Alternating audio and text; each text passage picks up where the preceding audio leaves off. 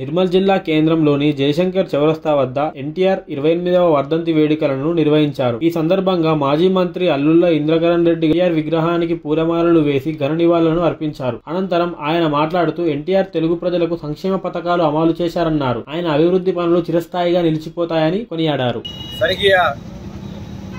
నందమూరి తారక రామారావు గారి యొక్క 28వ వర్ధంతి సందర్భంగా నిర్మల్లో మేమందరం కూడా ఏర్పాటు చేసుకున్నటువంటి ఈ యొక్క నందమూరి తారక రామారావు విగ్రహానికి పూలదండ సమర్పించి నివాళులు అర్పించడం జరిగింది. ఎన్టీ రామారావు గారు సినిమా యాక్టర్గా, ఒక నిర్మాతగా, ఒక డైరెక్టర్గా ప్రజాసేవలో పెద్ద ఎత్తున పాల్గొని రాష్ట్రానికి కానీ దేశానికి కష్టం వచ్చినప్పుడు ఎన్నో పర్యాయాలు వారు స్వచ్ఛందంగా మరి చందాలు వసూలు చేసి మరి ఆ యొక్క నష్టపరిహారం చాలా మందికి ఇవ్వడం జరిగింది.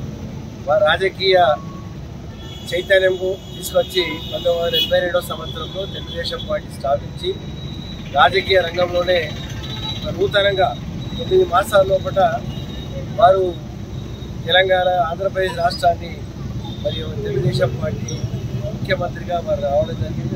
దాని రాజకీయాల్లో చైతన్యం బాగా పెరిగింది.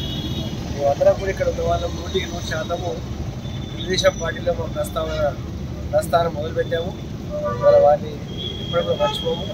సినిమా యాక్టర్ కానీ, ముఖ్యమంత్రిగా కానీ వారు అందించినటువంటి సేవలు ఆంధ్రప్రదేశ్ రాష్ట్రానికి, తెలంగాణ రాష్ట్రానికి వారు ఎప్పుడూ మరలేవు. వారికి మేమందరం కూడా తీవ్రంగా మరి వారికి నివాళులు అర్పిస్తూ వారి యొక్క జీవితం అనేది ప్రజలకు అంకితం చేసినటువంటి వ్యక్తిగా అందరూ కూడా మర్చిపోమని చెప్పి నిర్మల్లో కూడా మొట్టమొదటిసారి ఇక్కడ 1928లో కూడా తెలుగుదేశం పార్టీ ఎమ్మెల్యేకి ఇచ్చారు.